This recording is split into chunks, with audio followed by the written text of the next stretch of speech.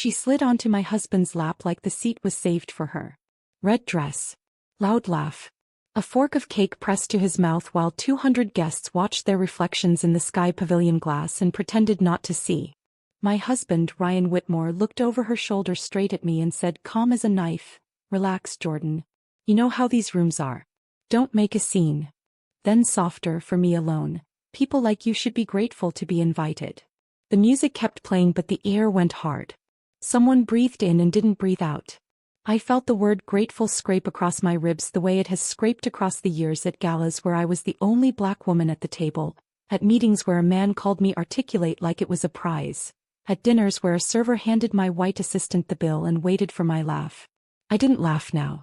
I set down my glass so gently I could hear the stem kiss the tablecloth. Introduce me, baby, the woman said from his lap, voice sweet and sharp. Or should I do it myself? She turned to the crowd. Tessa Quinn, she sang, head of partnerships. Her hand spread on his chest like a signature across a contract. Phones slid up like periscopes. The room loved a headline. I was wearing a gold dress my mother had chosen before she died. She said gold was for women who knew their worth and wore it. I touched the fabric at my waist and thought of her hands. I looked at Ryan and asked, not loud, why here?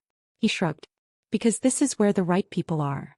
Tessa smirked at me like I was a slow student. Don't be upset, Jordan. It's business. You understand business, right?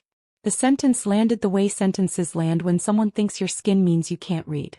A waiter stopped at our table and froze, caught in the tide. Grace Morton, my best friend since freshman year, was already moving through the crowd toward me, her face set like a door. I gave the smallest shake of my head. Not yet. Not for them.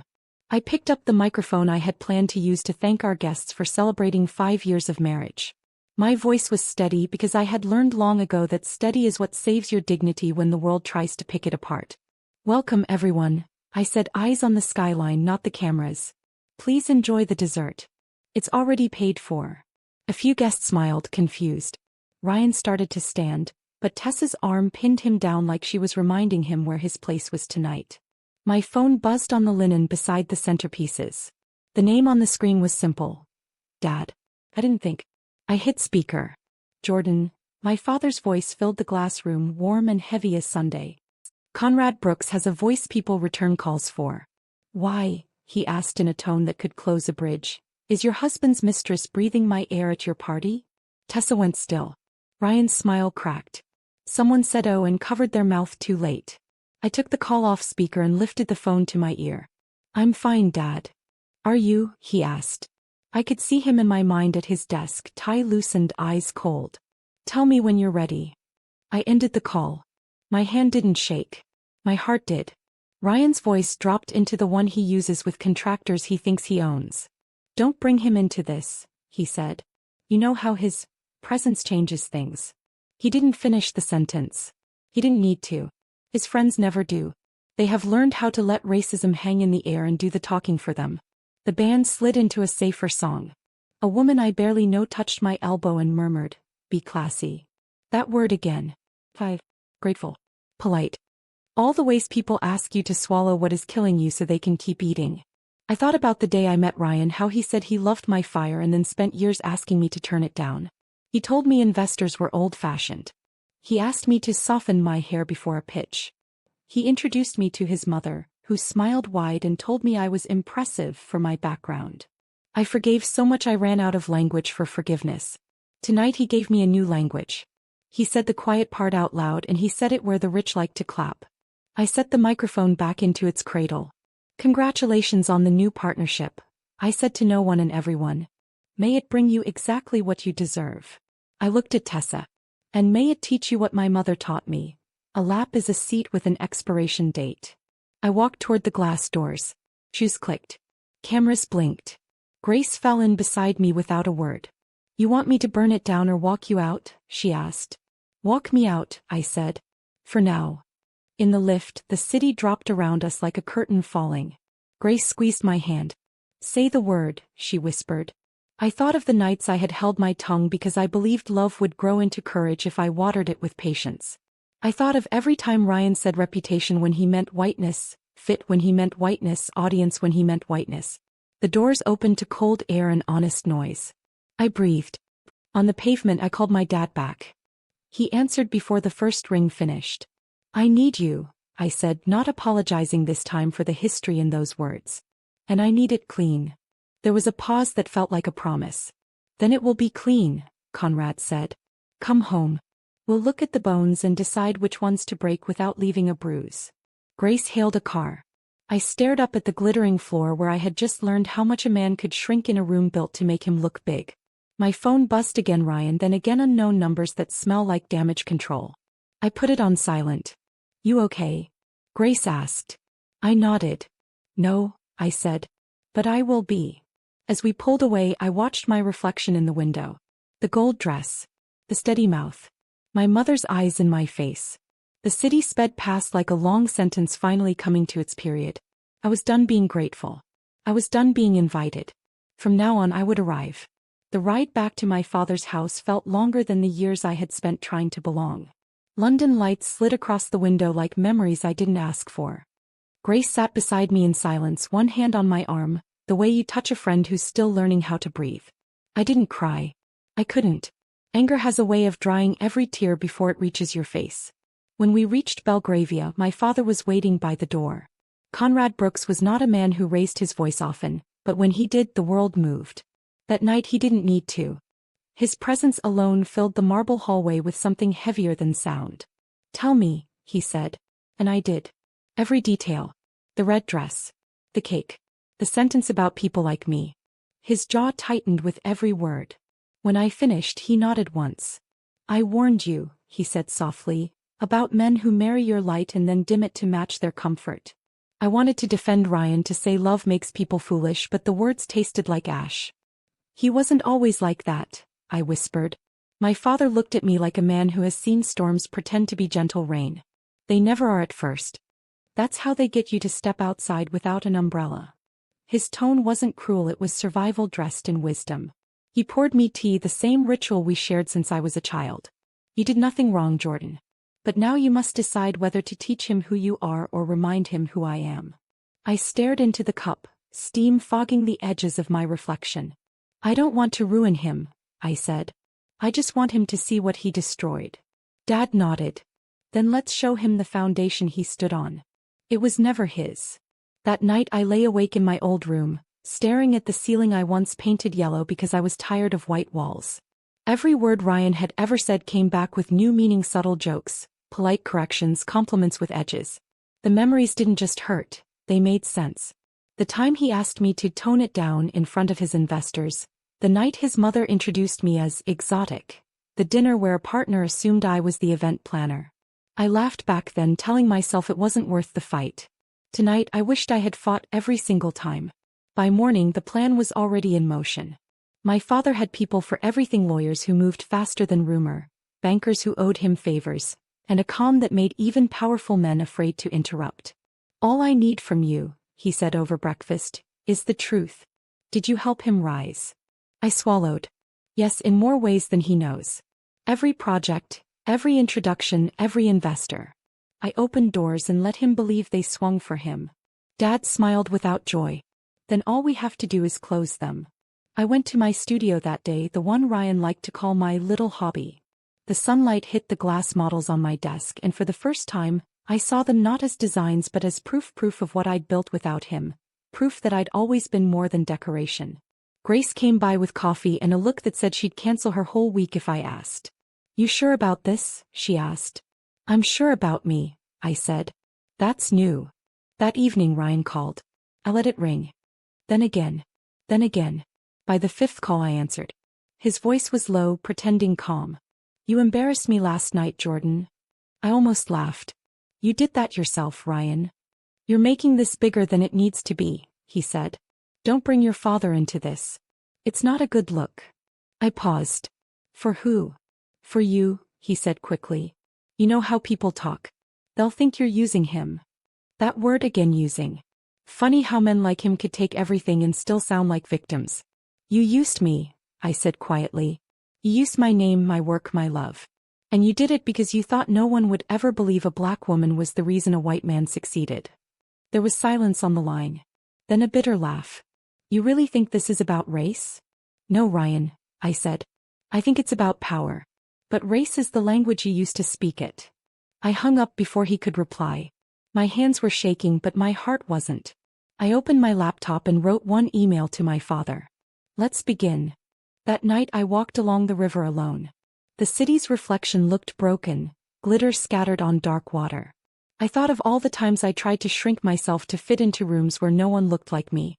I thought of every smile I forced through a microaggression. I thought of the weight of pretending not to notice. The wind picked up, cold and honest, and I made a promise to myself right there by the river. I would never let anyone call my presence charity again. I wouldn't cry for a man who thought my skin was a disadvantage he had to manage. By the time I went home I had stopped shaking. The lights of my father's office were still on upstairs. He was on the phone, voice calm and controlled. When he saw me he gave a small nod. Everything will happen quietly, he said. He won't even realize the ground is gone until he steps forward. I wanted to say thank you but the words wouldn't come. Instead I sat beside him and listened to the rhythm of his certainty. It sounded like protection, like justice wearing a tailored suit. Before bed I checked my phone one last time. Ryan had texted a single line, "You'll regret this." I smiled to myself and typed back, "I already regretted you." Then I turned off the light. The house hummed with quiet power, the kind that doesn't need to shout to be heard. I closed my eyes and felt something I hadn't felt in years, peace mixed with purpose. The kind of peace that comes when a woman finally remembers she doesn't need permission to stand tall. The next morning, I woke to the sound of rain against my window and the smell of coffee drifting from the kitchen. My father was already dressed, standing by the window with a phone pressed to his ear, his voice low and sharp like a blade. "No mistakes," he said before hanging up. He turned to me with that same calm expression that always carried more power than anger. "It begins today," he said simply. My stomach twisted. Revenge wasn't something I'd ever wanted, but justice was different. I wasn't looking to destroy Ryan. I just wanted him to see the truth. That everything he had built stood on the shoulders of the woman he tried to humiliate.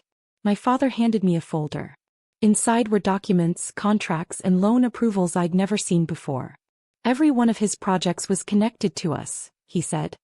He just didn't know it. I traced the Bennett construction watermark at the corner of each page. It was almost poetic. The man who mocked my skin color was standing on foundations laid by the same black family he looked down on. "I want it clean, Dad," I said. "No headlines, no public drama.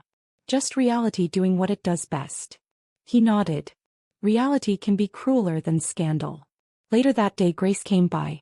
She dropped her umbrella in the hall and hugged me tight. "You good?" she asked, searching my face for cracks. "I'm calm," I said. "Too calm." "That's the kind of calm that scares men like him," she said with a grin. She wasn't wrong. While my father's legal team began their quiet work, I returned to my studio and tried to focus on design drafts. But even as my pencil moved, my mind replayed Ryan's words from that night, "people like you." He hadn't even said it with hate. That's what hurt the most. Came out like truth to him, like he believed he was doing me a favor by reminding me where I belonged. The casual cruelty of it sat heavier than open racism ever could. It wasn't loud, it was comfortable. By evening, news started trickling in. Grace called from her office whispering like gossip was oxygen. "Jordan, the banks froze his accounts." My hand tightened on the phone. "Already?" "And that's not all," she said. "The construction permit for his flagship project revoked. Safety audit issues. He's panicking." I almost felt sorry for him, but sympathy is a luxury you can't afford for people who fed you humiliation and called it love. I opened social media and saw photos of Ryan from a recent event. The smile he wore looked forced now, the same smile he'd used to charm investors and dismiss my worries. I remembered the way his hand rested on Tessa's back, how sure he looked. The same hand was probably trembling tonight.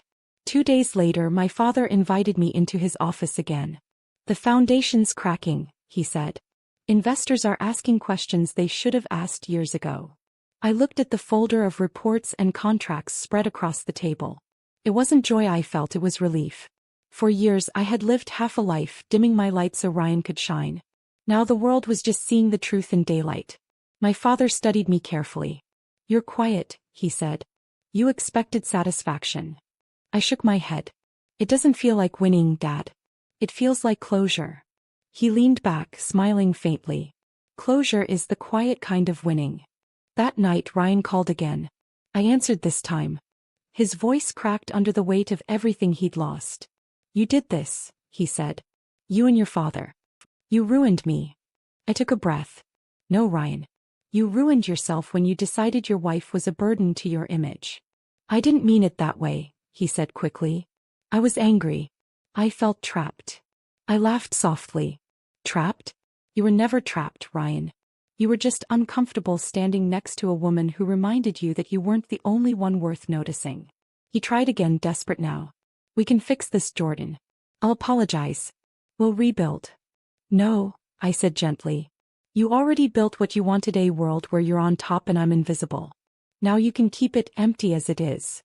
I ended the call. Sleep didn't come easy that night. I kept thinking of the years we'd shared, the small joys, the early struggles, the way he once looked at me like I was everything. Love doesn't disappear overnight. It just stops being enough. I walked out to the balcony and stared at the city lights blinking through the rain. Every one of those lights came from buildings someone like my father had built but never got credit for. Maybe this wasn't just about Ryan. Maybe it was about every woman who had to fight twice as hard to stand half as tall. I whispered a quiet thank you to my mother, who had taught me grace isn't weakness, and to every woman before me who swallowed her anger because she was told that dignity looked better in silence. Tonight silence was over.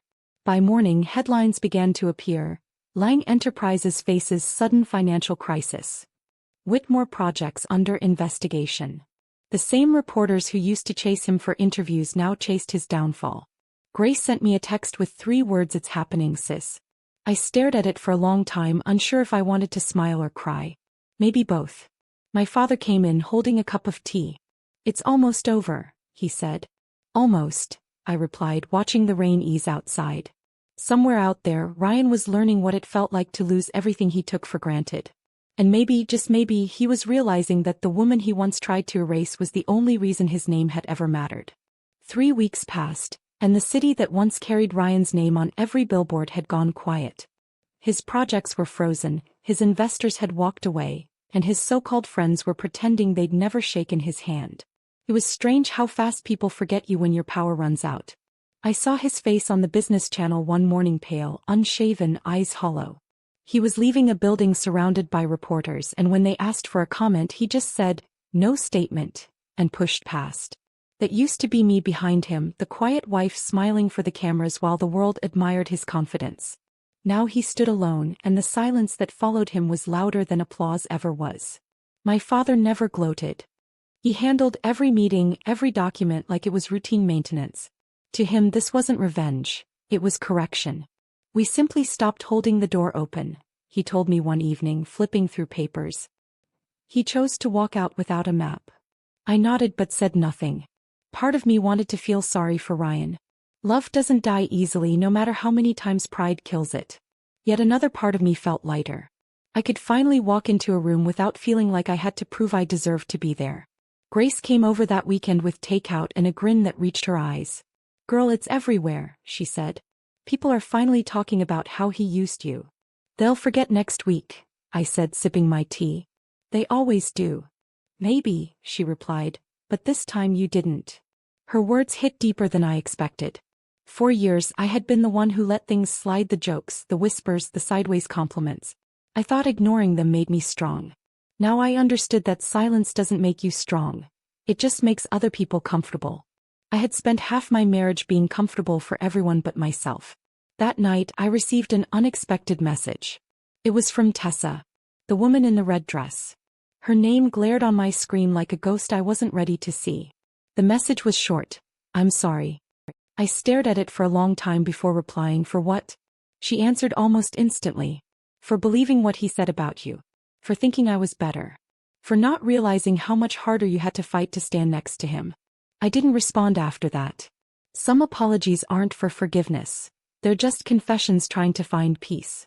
The following morning Ryan showed up at my studio. He looked smaller, like the arrogance had finally burned out of him. His suit was wrinkled, his voice softer. "Jordan," he said, standing in the doorway as if afraid to enter. My team froze, waiting for my signal. "Give us a minute," I told them. When they left I turned to him. What do you want? I need to talk, he said, eyes wet. Please. I folded my arms. About what? About us. About everything. I lost everything, Jordan. The company, the contracts, even Tessa. I don't know what happened. You do, I said quietly.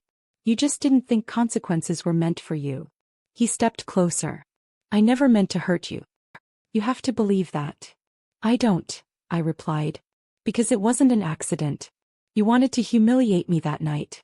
You wanted them to see that you had outgrown the woman who helped you climb. You wanted to remind them and me that I didn't belong.